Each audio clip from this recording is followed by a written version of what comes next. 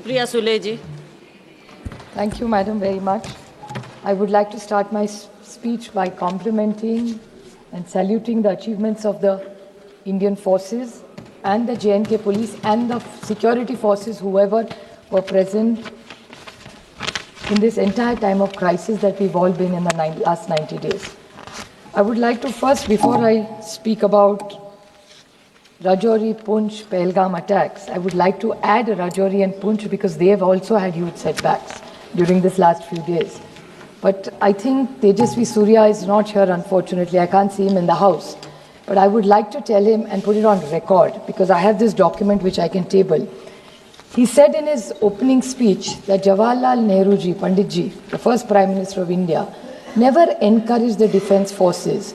And we've never done anything. This is the first time India has done extraordinarily well in armed forces.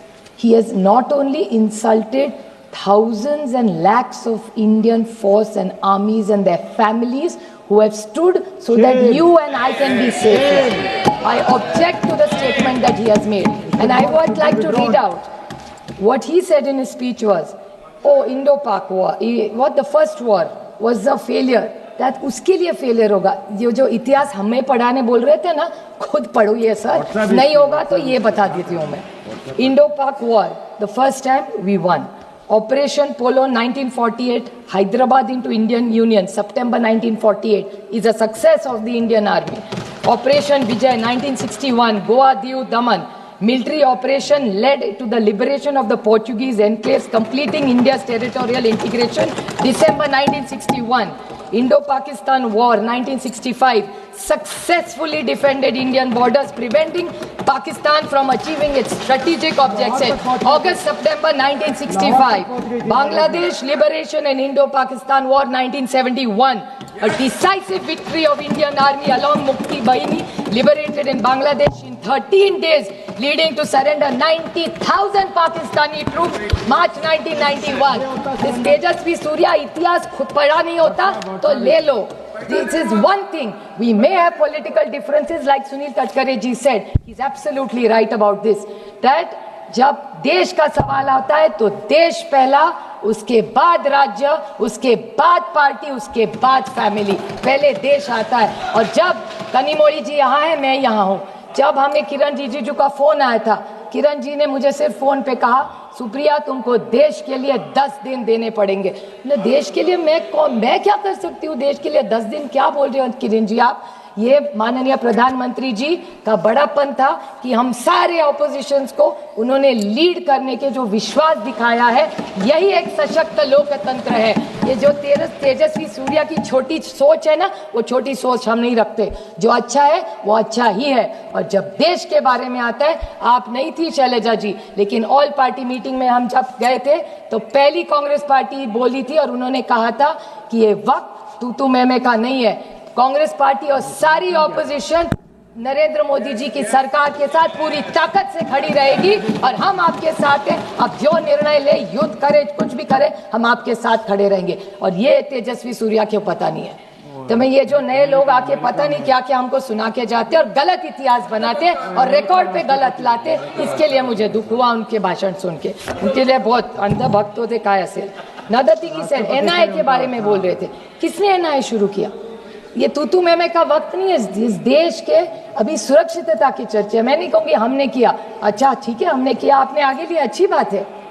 But NIA में भी गलती निकाली. ये जो तेजस्वी जी ने, या मुझे विश्वास है कि ये बीजेपी की लाइन नहीं होगी, ये तेजस्वी सूर्या जी की होगी. क्योंकि जब से हम सबको उन्होंने बुलाया था, और ये जो अभी मंत्री जी मेरा मिनिस्टर डॉक्टर जयशंकर जी बोले, मैं उनकी तहे दिल से हम सब की तरफ से आभारी हूँ कि हम सबको उन्होंने चुना और विश्वास के नाते हमें प्रदेश में भेजा. और मैं सिर्फ जयशंकर जी को 2-3 छोटे सवाल करना चाहती हूँ. उन्हें बहुत अच्छा उन्होंने भाषण सबको दिया, बट मुझे 2-3 सवाल उनको पूछने हैं. बड़ी विनम्रता से पूछना चाहती हूँ क्योंकि देश के बारे में है. कि उन्होंने कहा दुनिया ने हमें सपोर्ट किया, तो आतंकवाद में तो सब करते हैं और करना ही चाहिए. बट उन्होंने मैं बड़ी विनम्रता से उनको कहना चाहती हूँ कि जहाँ हम भी गए, कि दुनिया का आप रिकॉर्ड भी देखिए, किसी ने हमारी तारीफ नहीं की हम लड़े इसलिए. लेकिन डी एस्केलेशन जब किया हमारी बहुत प्रशंसा सबने की। तो सारी दुनिया ने डी एस्केलेशन के बारे में भारत के लिए बहुत अच्छा भी बोला। तो जब बाकी के इनके जो सांसद कहते हैं अभी घुस के मारेंगे और वो सब लैंग्वेज, वो सब ठीक है, कहने के लिए बहुत अच्छा भी लगता है, लेकिन इस दुनिया में जब लड़ाई होती है, आप भी एक महिला है, मैं जानती हूँ, संवेदनशील महिला है आप बताइए मुझे, जब हल्ला होता है तब क्या होता है? सिर्फ विधवा महिलाएं रहती है और बच्चे रहते हैं, क्या मिलता है किसी को?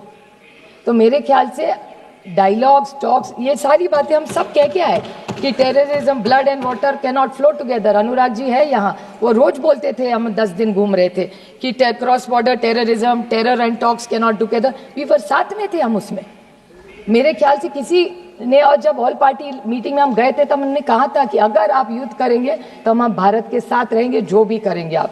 लेकिन जिस तरह से, और एक उन्होंने पूछा, एक बीजेपी के ने कि हमने अटैक किया और पहली वाली सरकार ने कुछ नहीं किया।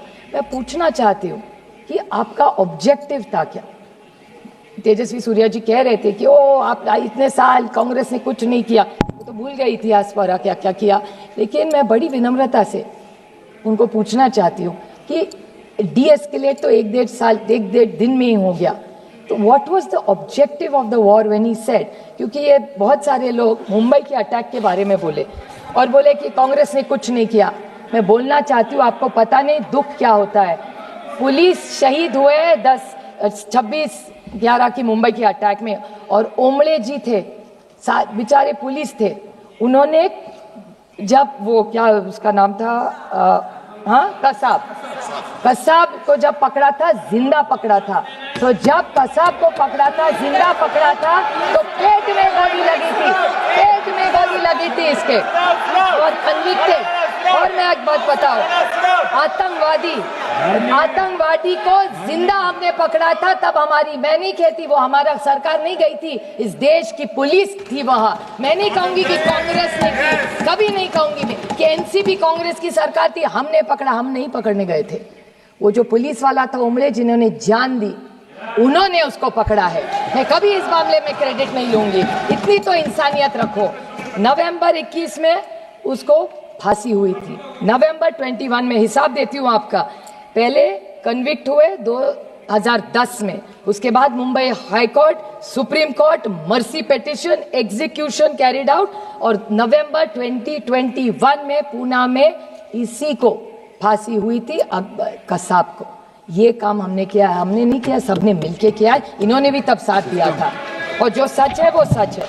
अब मैं बोलूँ सर कि पहलगाम, पूंछ, राजौरी, इस पे मैं डिबेट पे भी आऊंगी, और मैं, किसी ने यहाँ नहीं बोला, लेकिन मैं जम्मू कश्मीर की सरकार और वहाँ के मुख्यमंत्री के बारे में ज़रूर बोलना चाहती कि उमर अब्दुल्ला जी ने इमीडिएटली असेंबली में, और सारे एमएलए किसी भी पार्टी को हुआ, उनकी मैं तहे दिल से आभारी हूँ कि सारों ने यूनानिमसली कंडेम किया कि अटैक नहीं होना चाहिए था। तो ये सब के ने वहाँ कभी पार्टी तू मैं नहीं गिरे।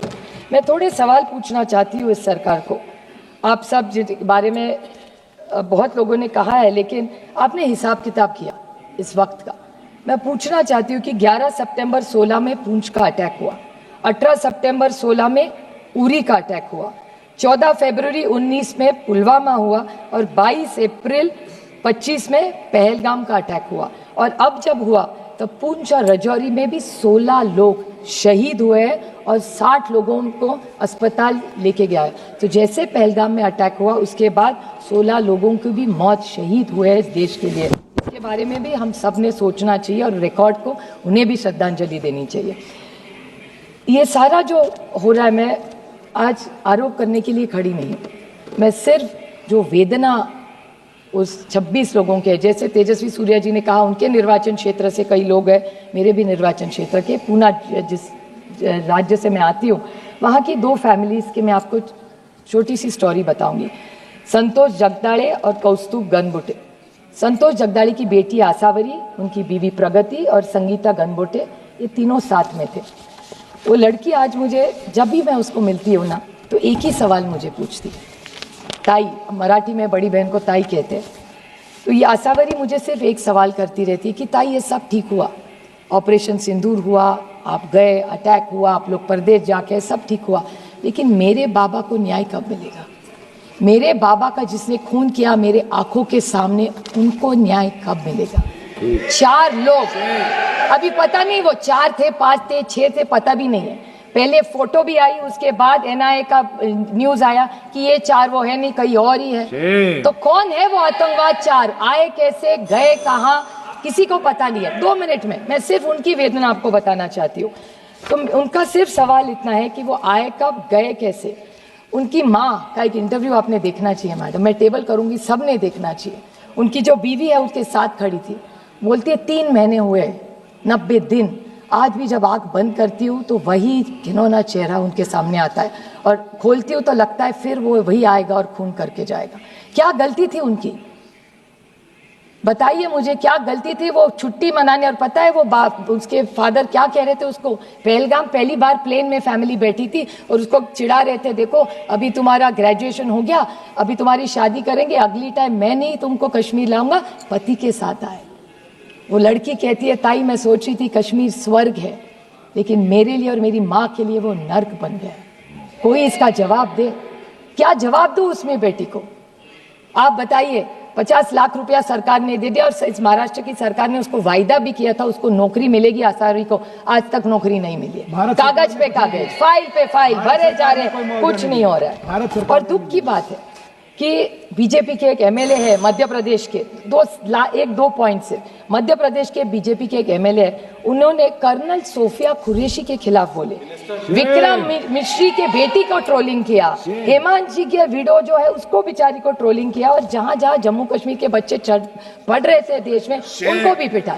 इससे कैसे चलेगा? ये हम यहाँ आए हैं वो किसी पे टिक्का टिप्पणी करने नहीं आए, क्योंकि मैं बहुत सारी उम्मीदें थी मुझे, और मेरे अमित शाह जी से बहुत सारी अपेक्षा है। एक असर्टिव नेता के रूप में हम उनको एक असर्टिव होम मिनिस्टर के रूप में देखते हैं, तो हमारी बहुत सारी अपेक्षा है उनसे, और मुझे विश्वास है कि होम मिनिस्ट्री इन 4 को न्याय कब मिलेगा? Operation Sindoor is not complete और is not a success till you find those terrorist. तो हम एक दूसरे की पाठ थपानी कि सब अच्छा चल रहा है, अच्छा नहीं चल रहा है।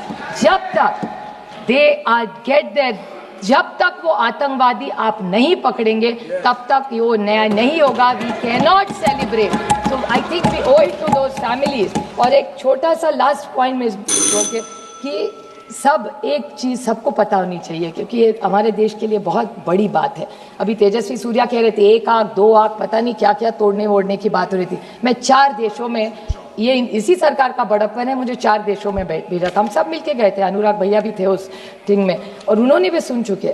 4 लोगों के बारे में हर देश ने हमें पूछा, हर देश में जहां जहां हम गए एक ही हमें पूछ रहे थे कि ये आप महात्मा गांधी के देश से आते, आप पंडित जवाहरलाल नेहरू जी के देश से आते, आप इंदिरा जी के देश से आते, आप मोदी जी के देश से आते।